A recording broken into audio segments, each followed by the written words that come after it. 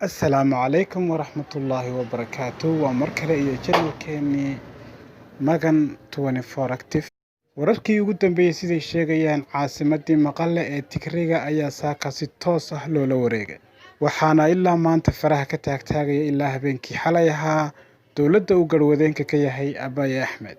Lama sheegin dhimasho badani inay jirto, laakiin waxaa la sheegay Tigreegu inaanay magaalada ay ka baxeen oo ay galeen dhanka iyo buuraha. caasimadii Maqalena maanta waxaa jooga Abiy Ahmed iyo ciidankiisa.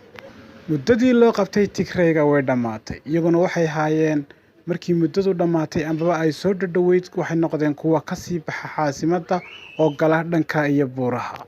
taasoo ay dhici karto in Tigreegu dagaal culus ku soo qaado maadaama uu u baxay dhanka iyo buuraha.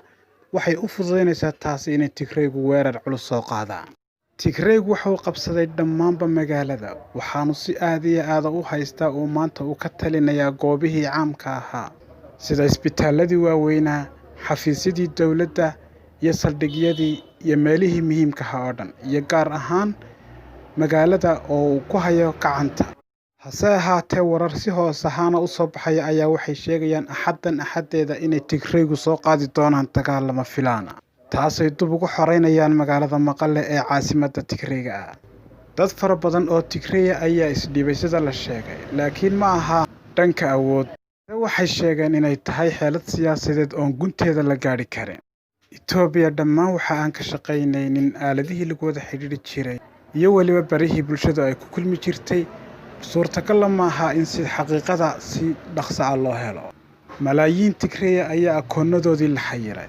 macaluul ayaa soo waajahday dhammaanba reerahoodii. Itoobiya waxay sheegtay oo ay ku hanjabtay inaan beesha caalamku aanay soo faragelin arrimaha ka socda dalkeeda, balse Tigreegu isagu waa uu ogol yahay wada hadal in la sameeyo. laakiin iminka xaaladdu faraha ayay ka baxday oo waxay u muuqataa mid taagan bartii ugu dambeysay. magaalada Maqale waxa weeyaan magaalooyinka ugu caansan Afrika. waxa ku yaala isbitaalada Afrika ugu caansan uguna dawada fiican.